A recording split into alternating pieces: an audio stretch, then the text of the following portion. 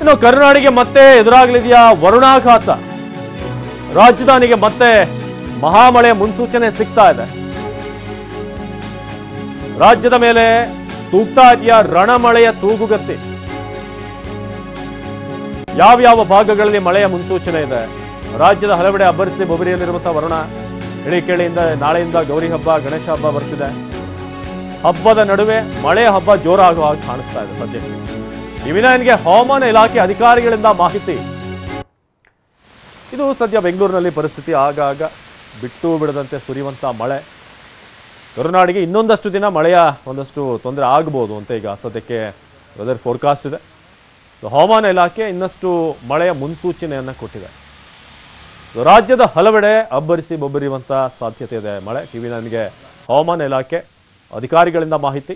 ಅದರಲ್ಲೂ ಬೆಂಗಳೂರು ನಗರ, ಬೆಂಗಳೂರು ಗ್ರಾಮಾಂತರ, ರಾಮನಗರ, ಈಗಾಗಲೇ ರಾಮನಗರಕ್ಕೆ ಮತ್ತೆ ಮಳೆ ಬೇಡ ಅನ್ಸುತ್ತೆ, ಯಾಕಂದರೆ ಅಷ್ಟು ಮಟ್ಟಿಗೆ ತೊಂದರೆ ಆಗ್ತಿಲ್ಲ. ಆದರೂ ಕೂಡ ಮತ್ತೆ ಮಳೆ ಆಗುವಂಥ ಪರಿಸ್ಥಿತಿ ಇದೆ ಅಲ್ಲಿ. ಮೈಸೂರು, ಮಂಡ್ಯ, ಕೊಡಗು, ಕೋಲಾರ ಎಲ್ಲ ಜಿಲ್ಲೆಗಳಿಗೂ ಕೂಡ ಮಹಾಮಳೆಯ ಭೀತಿ.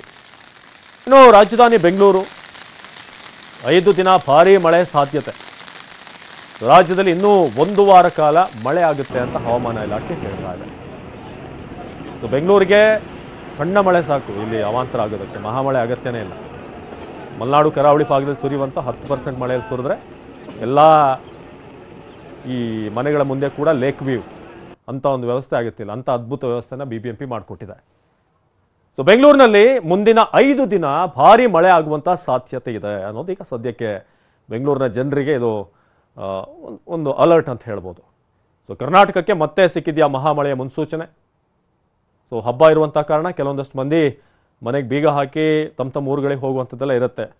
ವಾಪಸ್ ಬಂದಾಗ ಅದೇ ಪರಿಸ್ಥಿತಿ ಇರುತ್ತೋ ಗೊತ್ತಿಲ್ಲ, ಯಾಕಂದರೆ ಮಳೆ ಹೆಚ್ಚಾಗಿ ಬೀಳಬಹುದು.